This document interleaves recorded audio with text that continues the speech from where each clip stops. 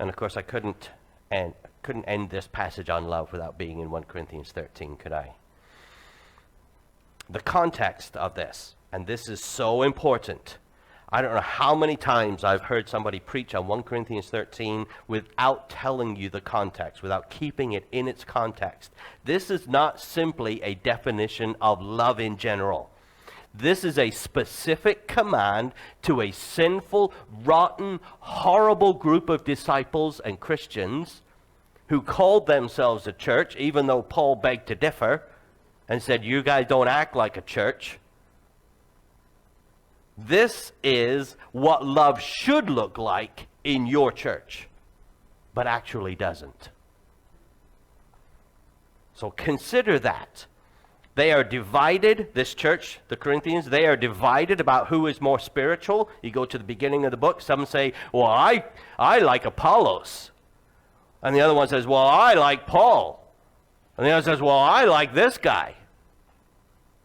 And some of them think that they're more spiritual because they like Apollos, and some of them think more spiritual because they like him. And some say, well, I like Jesus.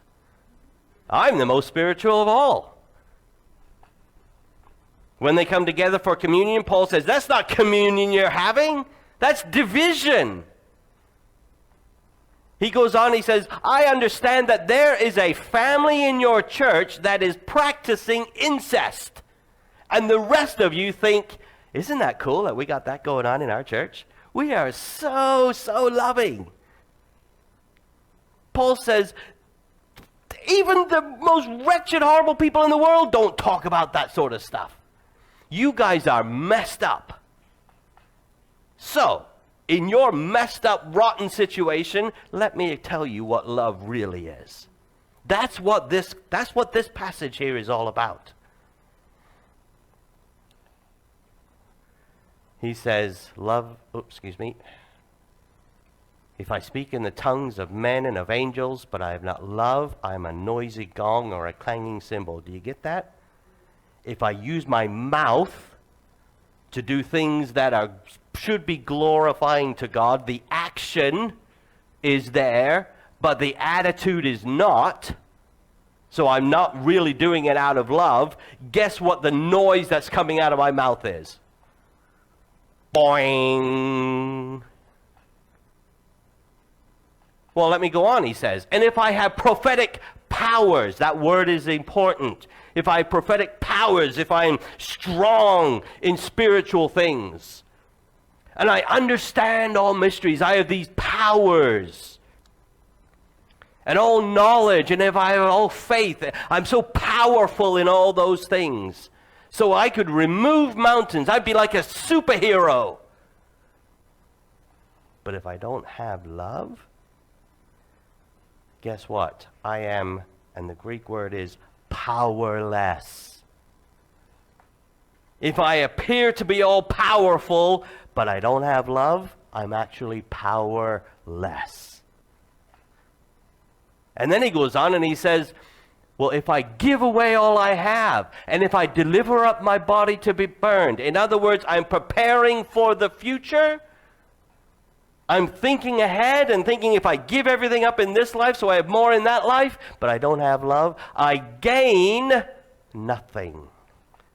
Isn't that amazing how Paul brought that all out? I marveled at that this week. And then he says, love is patient and kind.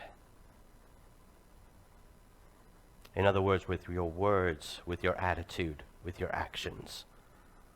It's not envious or boastful. You aren't concerned about what others have, and you don't need others to know what you have. That's not what love is about. In other words, no, love is not all about you. It has nothing to do with you. Love is not rude or selfish, irritable or resentful. Remember the context? Again, with the words, attitude, and actions. Love is not happy with sin, but is happy with the truth. It's forbearing, it's believing, and it's hopeful. In other words, when you truly love another person, you see that the present article is not the finished product. That's big. That's huge. Because too many times we judge people by the here and now, and we find ourselves failing to love them. Love looks ahead and says, well, they got issues. I understand that. But if they are truly one of God's, this is not the finished product. And one day they'll be perfect, just like him. Love sees that. Love trusts that. Love looks forward to that. And love is endless. Love never ends. All those other things, they will one day, but not love. Because one day there'll be no need for faith. There'll be no need for hope. But love will last forever. I apologize for going so long today, but it felt like it needed to be said. I hope it's been a challenge to you. As we prepare for the last part of our service, consider these questions. How are you in loving others? It's more than just an attitude. It is an action. And it is more than just an action. It is an attitude. And we need to have both. How are you at loving God?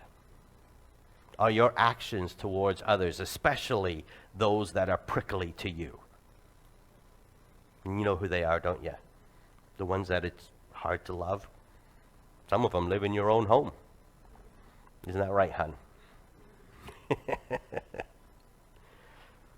How are you on loving them? Remember God's definition? Love like I have loved. Are your actions kind, but your attitude harsh? Have you ever experienced the love of God by accepting Jesus as your Savior? Maybe that's your need this morning. To take that first step of faith. And if that's the case, I trust that you will come and talk to us so that we can help you this morning. My life be the proof